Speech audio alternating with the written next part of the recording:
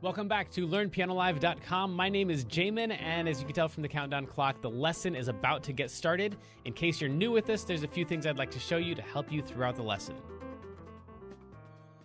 These lessons are always guided and shaped by your questions, and if you're live with us today, there's a couple different ways you can do that. One is in the public live chat, and the other is the Ask Jamin a Question button, where you can ask me a question privately, and I won't share your identity in case you're afraid that your question is stupid. But it's not. If you're in the archives, though, then just open up the survey. At the end of that, there's a place where you can ask your question. I will say I frequently get questions from students in the archives watching a lesson from 6 months ago, and I have no idea what they're talking about. So please try to be as specific as possible.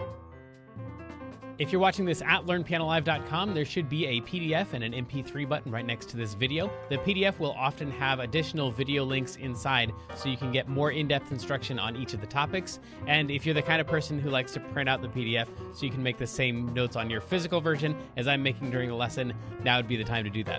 The MP3 is just a play-along track so you can practice more after the lesson. In traditional lessons, a teacher is going to actually present some new concept for maybe 5 or 10 minutes every couple weeks. The rest of the time is going to be spent applying and refining those concepts. Well, here I'm spouting off hours of new information every week, so it's totally unreasonable to expect you to actually absorb all of that. Instead, the goal of these live lessons is for you to find some little nugget of something that makes sense, but is a bit of a challenge, and for you to go practice it, because practice is where all the improvement's going to happen. So don't feel bad if you have to leave the live lesson and you find that little thing that you're going to practice. And of course, if I'm going too fast, you can always rewind the live lessons or replay in the archives as much as you want. If these live lessons start feeling random or meandering, it's because they are, on purpose. So if you're the kind of person who wants classical training with a step-by-step method, then you're going to want to check out Kloppel Academy on the website. It's included in your live lesson subscription, so you can do both or either. And the upper levels are seriously hard work, but it's going to take you all the way from ground zero, all the way up to being ready to enter any major music college as a piano major in classical or jazz. And finally, it's most people's favorite. This is application, where we take the past concepts from other live lessons and we see how they apply to an actual, real song that already exists. And since there's like 1,000 different ways to play any song, you're just going to work on the version that is appropriate for your level. So that might just mean playing one note at a time for right now. Or maybe you're working on chords or covering the full song. Or maybe you're just seeing how the song breaks down so you can better write and transcribe your own songs in the future. But whatever your level is, the goal is not this song. So even if you don't play the whole entire song, you'll get better by even attempting a little bit of it. And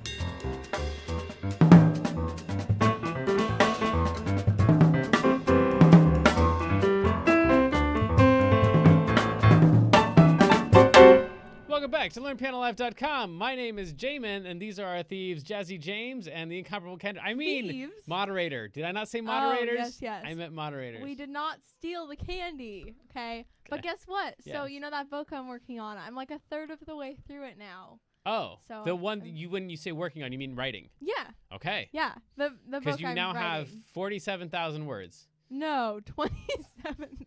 Really? Yes. That's Way ridiculous. to make it less impressive. I don't know. I was just making up a weird random number. Okay. Yes. Yeah. So I'm very excited. But 47,000 is like over halfway, probably. So once I get to that point, I'll let you know. Okay. But We I'm write very excited. differently. I don't know how do you know how many words you need for it to be done? Well, I did some research. Oh. And it depends, but I think I want mine to be around 80,000 words since it's my first book that I would be. I mean, I've written other books, but I like, don't know what that means. Okay. Okay. Cool. Yeah. 80,000 is like about how many pages? 320. 320 pages? Yeah, in like a book. So I don't know. We'll see if I can do it. Kendra, but I I'm love really you. I'm not gonna read that book. 320 pages? You're not reading it? I'll read the first 10 pages and the last 5. This probably. can just make up I for have the. a really short Okay, attention I'll span. make you a deal right now. Record the audiobook. I'll listen to What? the audiobook. Okay, I'll make you a deal. You don't have to read it if you let the candy go. I can't let the cat. Then you have to read the it. people at home don't realize the No. large amounts of candy that Yeah, exist. okay, Or here's the thing. exist dead. He put all of the before. candy right next to us and expected us not to Thinking take that- any. Okay. Okay? We only So, took a little bit. Let's play this song. and then This is James called tattled on me. Rolling in the Deep. All right, kids, get along. All right, so this is Rolling in the Deep. It's going to sound a little something like this.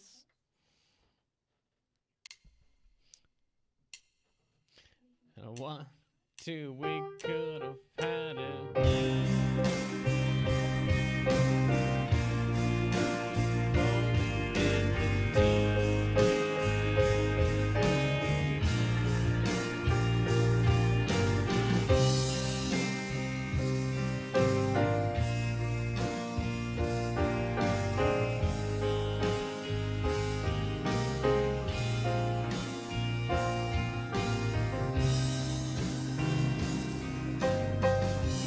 All right, cool.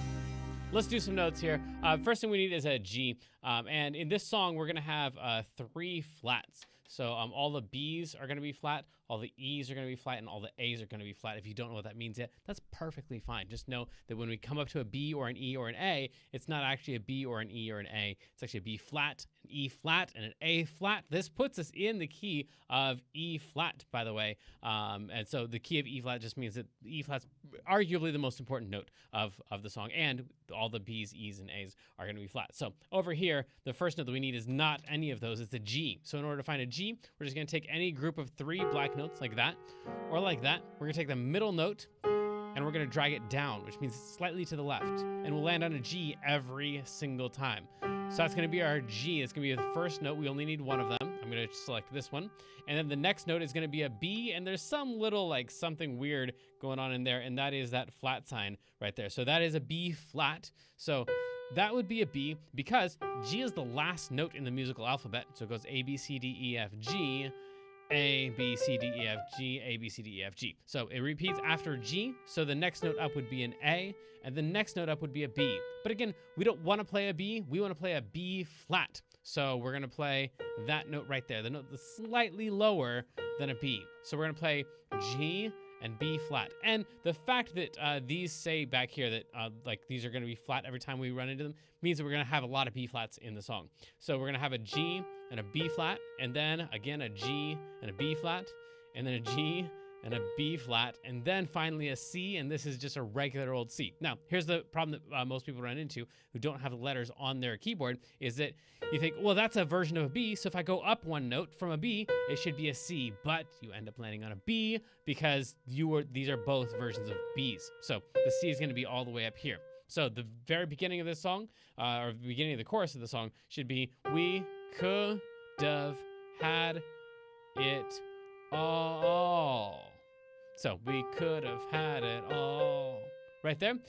This line right here is usually a little bit more curved than this, and that's called a tie. And the note that it's pointing to just gets tied to the original note. So that's just one big C right there. And this guy right here, that almost looks like a pirate right there. If you put that as his hat, I don't know. And then he's got like a patch on this eye. I don't know. Anyway, sorry, I got distracted. This is the adults lesson. I'm not allowed to do that. So that right there, that line through that and this little tiny B flat means is really super optional. And if you decide you want to play it, it's just got to be really, really fast. So we'd play, we could have had it all.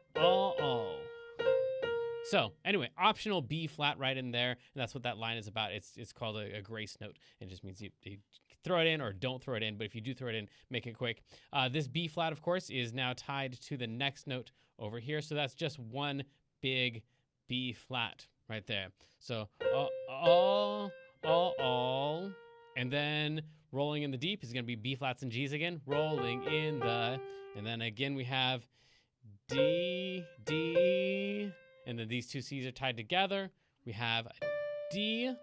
Sorry, these two C's are tied together. We have a D and then a B flat that is also tied to this one. So there's a lot of ink on the page, but there aren't actually that many notes because a lot of these end up being tied together.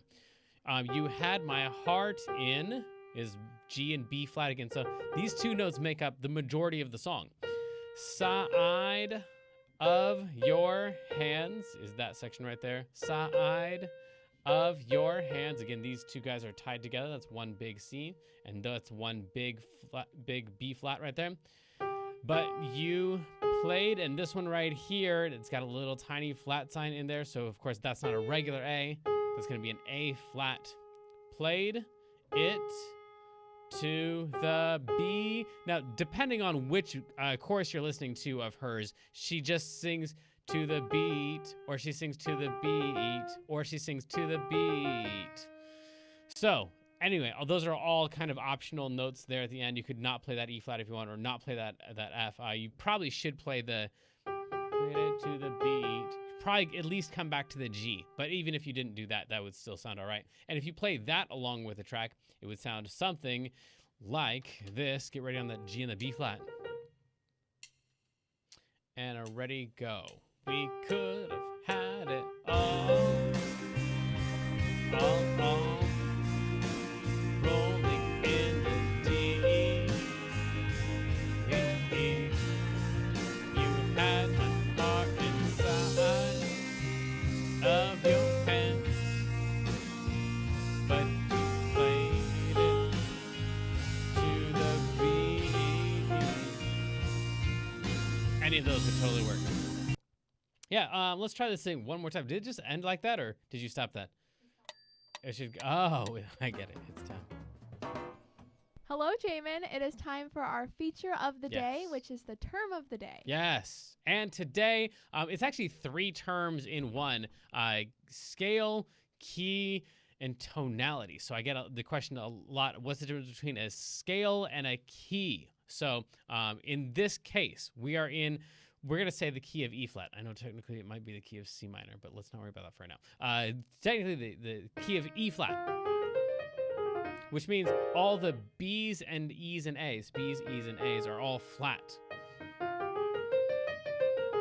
Now, the key of E flat exists even if I don't play it. So just walking up to the piano, the key of E flat is right there. I could choose to use that if I wanted to. Or the key of C is here. I could play the key of C without even actually using any C's if I just play.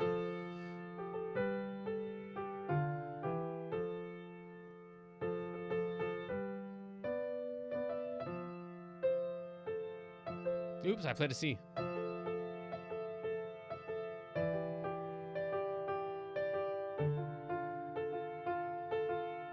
Now, without playing any C's, everyone who's listening knows that the song's going to end right there. So I'm playing in the key of, I'm utilizing the key of C. I'm implying the key of C, even though I'm not even playing a single C. So the key of C is just this thing that exists that I can, it's a feeling where everything's kind of being drawn back to C. And the key of C consists of these notes right here. Now, if we play all of those notes in a row,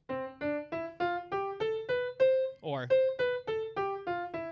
that is a C scale. So it's taking the key, the notes that make up the feeling of the key, and playing them all sequentially.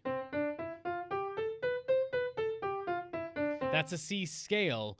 Technically, the key of C, I would say, is not those notes in that order, but the aura of those notes, or just the concept of those being the notes that you plan to use, and the fact that you're going to be coming back to the key of C. So if I'm about to play some song, let's say with Adele, and she's like, all right, this next one's in the key of E flat, already in my head, like I've got this graph that lays itself out on the keys, and I've got the key of E flat, and I've got B flats and A flats in there and stuff, and I haven't played a note yet, but this key already very, very much exists just by her saying the key of E flat. So that's the key, and then the scale is actually playing those notes. Very rarely in real life do you actually play a scale unless you're practicing. So like that doesn't exist in most of like 99% of music is not that. Or I guess Joy to the World, the Lord.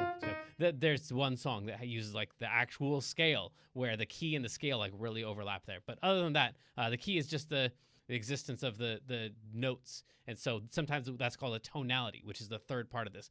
Keys, scales, and tonality. So the tonality is like the oral representation of the key. So you say key of E flat, bam, I've got a graph, and I know what notes I'm going to be playing. And then once I hear that, then that's the tonality. So like inside my ear, knowing that if I play a wrong note would be, but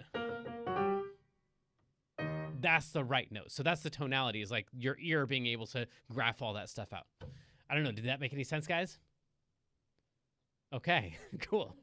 I just got a thumbs up. Yes, it did. Okay, cool. I'm sorry. I forgot their mouths are probably all full of candy, so they can't It is. respond. All Aw. right, we're going to get back to our song after this short break. So sadly, the lesson preview has come to an end, and it's time to say goodbye to everyone watching the free streams. Of course, paying subscribers at learnpianolive.com can continue watching this lesson and several hundred others like it in the archives. So come on over and check us out, and if you like what you saw, at least like and subscribe, and then tell your friends to head on over to learnpianolive.com to start enjoying this journey with us.